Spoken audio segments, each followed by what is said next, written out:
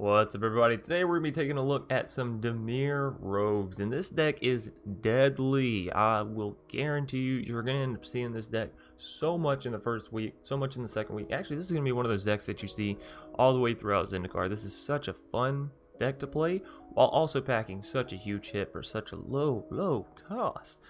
So diving right in, we are playing good old Thieves Guild Enforcer, the rogue that came out in M21 that everybody sort of laughed at a little bit. You know, they're like, what is this? This is kind of silly. But now they're looking at it and they're like, oh man, this is busted.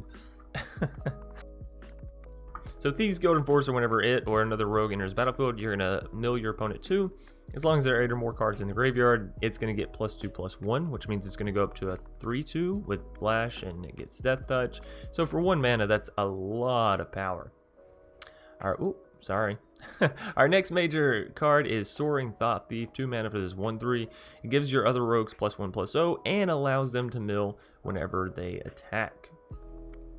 Next up, we have, well, really up here in the 3-drop slot, Nighthawk Scavenger is such a beautiful card. This card gets so big, I had it be a 6/3 at one point. A 6/3 for 3 mana with Flying, Death Touch, and Lifelink? Yeah, sign me up. Not to mention the fact that it's also a rogue, so when you swing in, well, you guessed it, you're going to be milling your opponent some. And then, of course, a Brazen Borrower is a beautiful, beautiful rogue. 2 mana, you get a bounce something. 3 mana, you get a 3/1 Flash Flying. That's super awesome. Rankle, again, flying haste rogue, so gonna make your opponent mill, and it gives you all those 3 spicy options down at the bottom. And then, of course, we have Zareth San, the Trickster. This card was actually really fun to play with. So 5 mana, 4/4 flash normally. However, you can pay 4 mana to return an unblocked attacking rogue you control to its owner's hand, so to your hand. Then you're going to put this onto the battlefield tapped and attacking, basically in its place.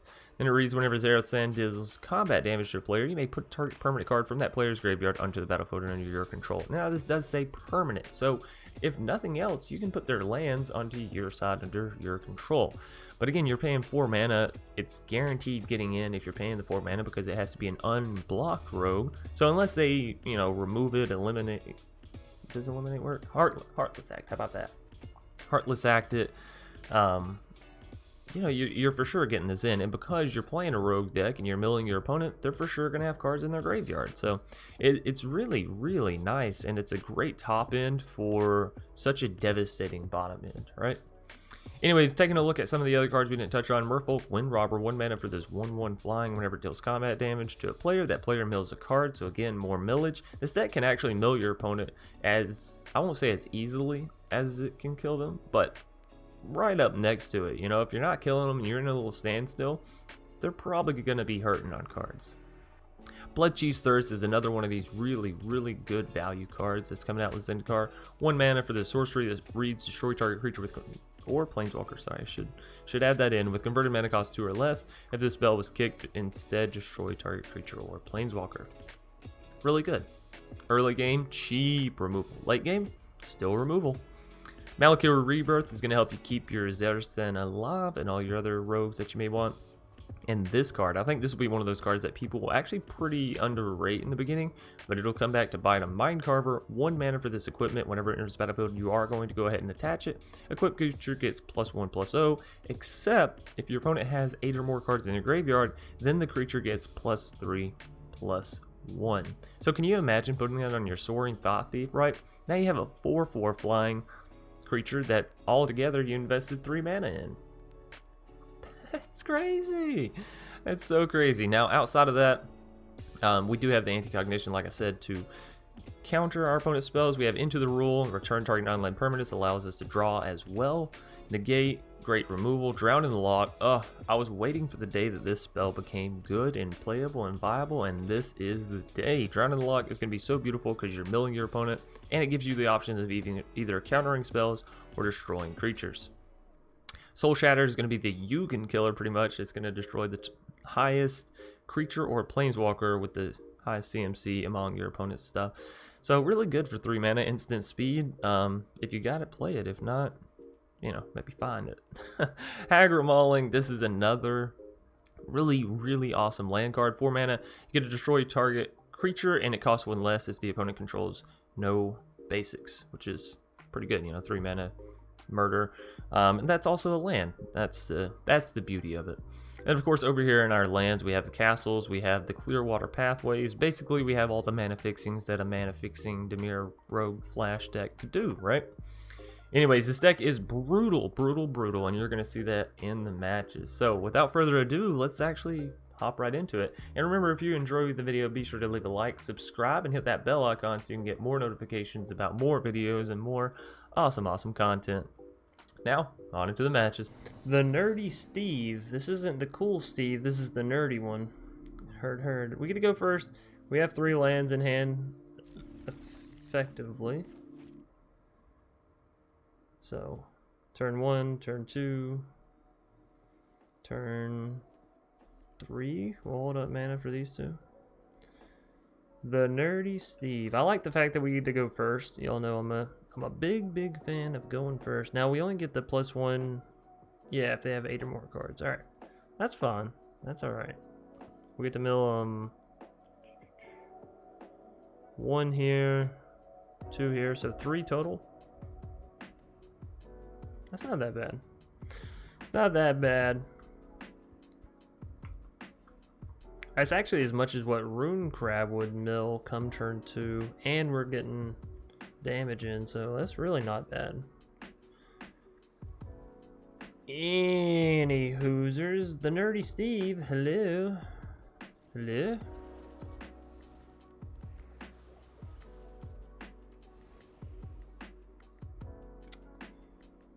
Well, maybe they had a little pee break. Ah, they are back and ready for action. That's good, because I'm ready for action too. Ooh, is it a cleric deck? I'll bet money it's a cleric deck. Alright, so we have both of these that can come in with flash, but you obviously want this one down to start milling cards, and you want this one down to be able to use this one. I'm gonna go for the Soaring Thought-Thief because, 1, like I said, it mills cards now, here and now. Got rid of a Lourdes, that's good.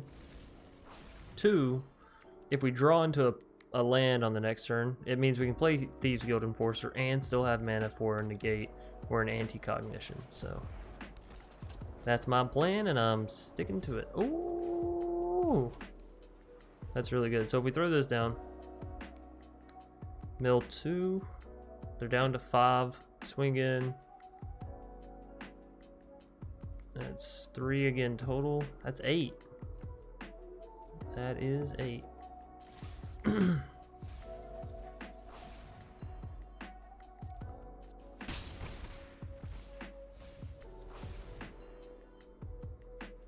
Alright, we'll end our turn on that note. They have 6 cards over there. We play this, that's 8. Beautiful.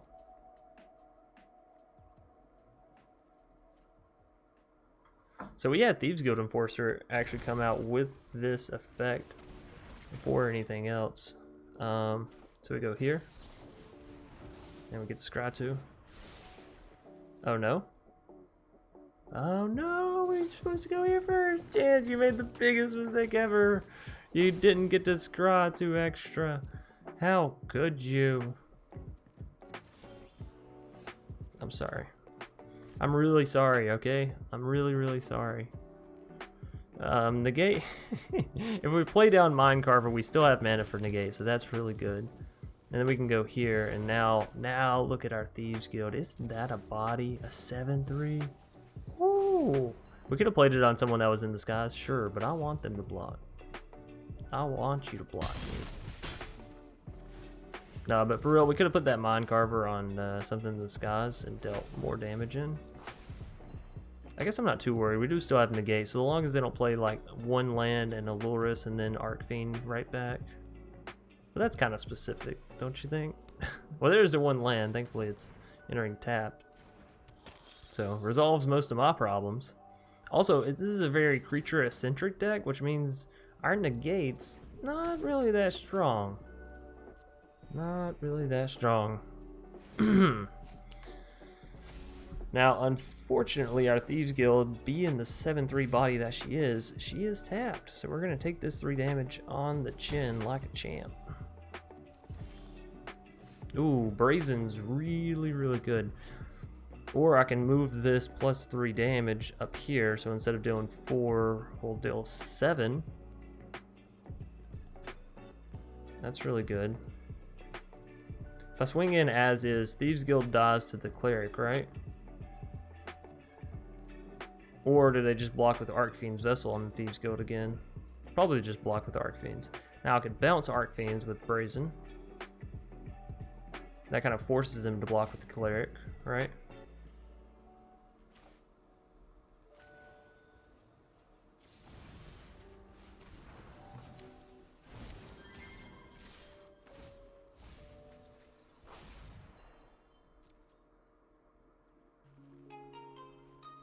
Yeah. Alright, so this is fine. We're taking out their Cleric. Taking them down to 8. Oh, we could always play this as a land, I suppose.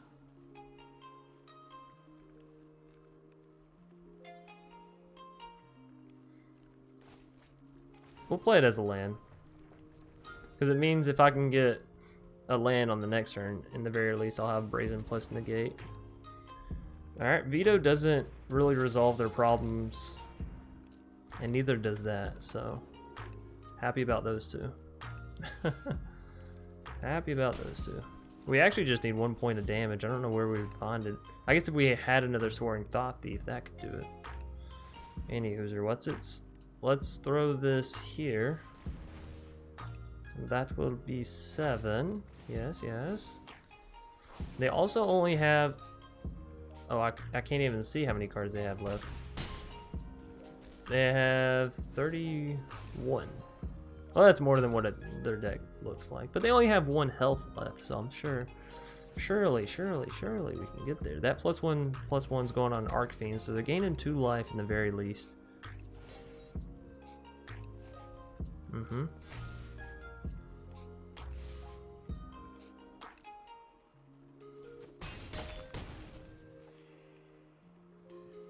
Up to 3, but we still have enough.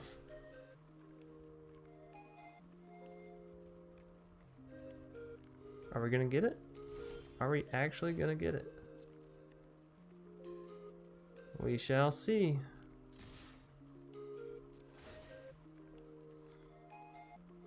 Here comes removal. Ah. So let's sacrifice this. Get a draw card. Okay, so I could play... Oh, wait a minute. I could have just negated that. Bruh. I just lost myself the game. Nah, I just won. Soaring Thought-Thief, right. Haha, never didn't have it, right. I meant to do that. It's all for the show. Ginger Beard Man. Oh, I love that. Ginger Beard Man. Alright, we're going to keep this. We have the Soaring Thought-Thief and the Merfolk Wind Robber again, and I really like that wombo of combos. Not to mention the fact that we have Zareth as well. Could be a very interesting... We're on the back of a turtle. I just realized that, aren't we? Or that crab. Is this the back of that freaking crab? What? Why do I have a... Yes, domain. This looks like the Charix, right? The big old crab thing. Although it has, like, rivers. It's so big it has rivers running off of it. That's insane. Look at all these negates. That's also insane. So, milling 3 here. You gotta love it. You gotta love the millage. Did we just hit all lands? Oh, 4 lands. Well, we either really helped them or really hurt them. One of the two is true for sure. We're gonna go ahead and play this down as a land, so that way next turn we can get our Zareth, swing it in. Hopefully we can get a permanent into their graveyard that's a little bit more valuable than just lands. My goodness, it's only lands. Is that a permanent? Nope. It's 6 lands in their graveyard. Is it an only land deck? It can't be. We're gonna definitely negate the Cultivate. Negate the Cultivate every time. Every time. So then I guess we don't play Zareth, right? I mean, if they don't have any permanents, what's the point? What's the point? But target permanent card. Yeah, so I mean, I guess we could put a land from their... Oh no, we're definitely doing it. Did y'all see that? Did you see what I saw with your magical, wonderful eyes? Boom, bam. Shark Typhoon. Take action. That's a 4-mana 5/4 plus Shark Typhoon, no problemo. Wham bam, thank you, ma'am.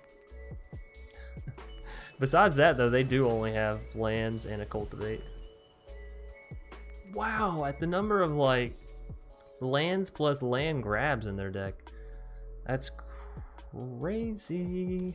We only have 4, and we're doing perfectly fine, if I'm being honest. So there's actually no real need to rush here. We just swing back in, right? Mill them a little bit more. Let's hit another permanent of them, shall we? What permanent do I want this time? Green or white? Green. Oh, give me this one. That's blue. That's some blue mana.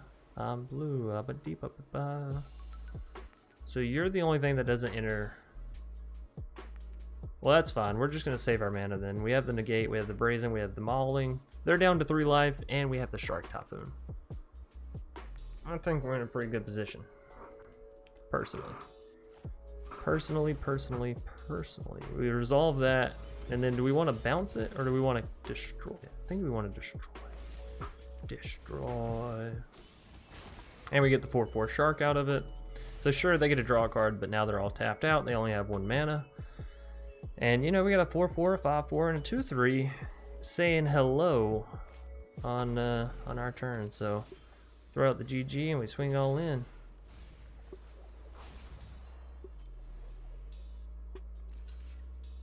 Now obviously we could have bounced the Cobra with the Brazen, but if you're gonna win, don't extend the game. Just win. Just win. Beautiful. Hello. There we go. My cursor like wasn't showing up.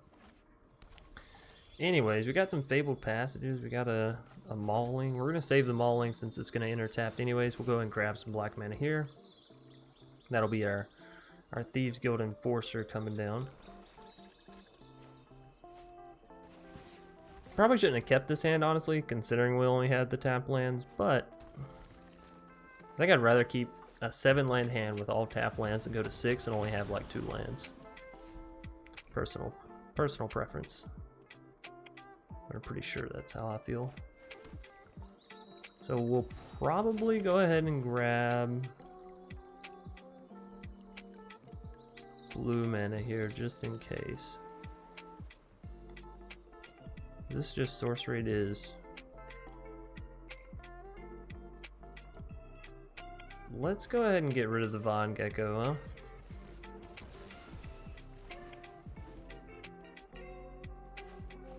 Now we still have the Mauling if we want to play that down as a land, which we probably will if we don't see another one, right? So that'll be our Nighthawk Scavenger, and that's a pretty good card. Oh, we got the Clearwater Pathway. That's really good. So let's do that. I think I'm gonna go for the Flash double Thieves Guild Enforcer, honestly.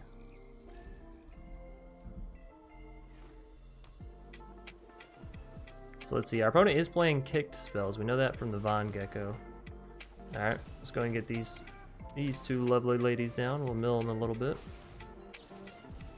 I am super excited rather to play our version of the kicker deck. We're playing Teamer, they're playing Simic, it seems. Simic, it seems. So I can use Brazen and bounce their current and get in for 6 points of damage.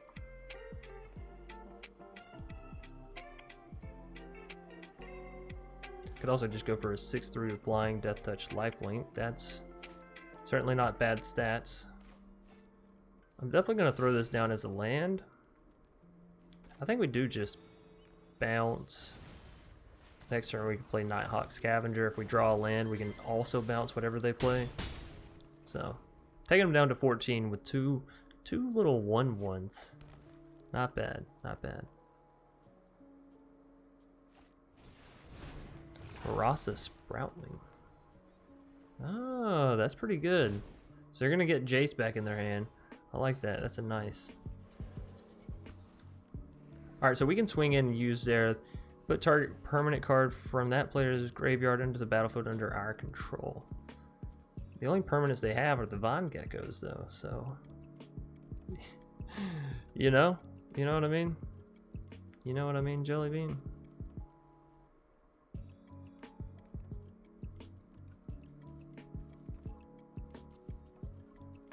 If I shock this in, that's 5 mana. That does allow us to bounce plus swing in. I like that. So pay 3 life. We will bounce. Nighthawk. Mill them up. That rebuffs our Thieves Guild, and then all in. And now let's see, they have another Jace over there that we can grab next time. Oh wow, is that all their Bond Geckos? 1, 2, 3, 4 Bond Geckos in their graveyard. That's the nuts. And we also have, you know, lethal on boards. It's pretty good as well. They're just gonna play the 3/3 again.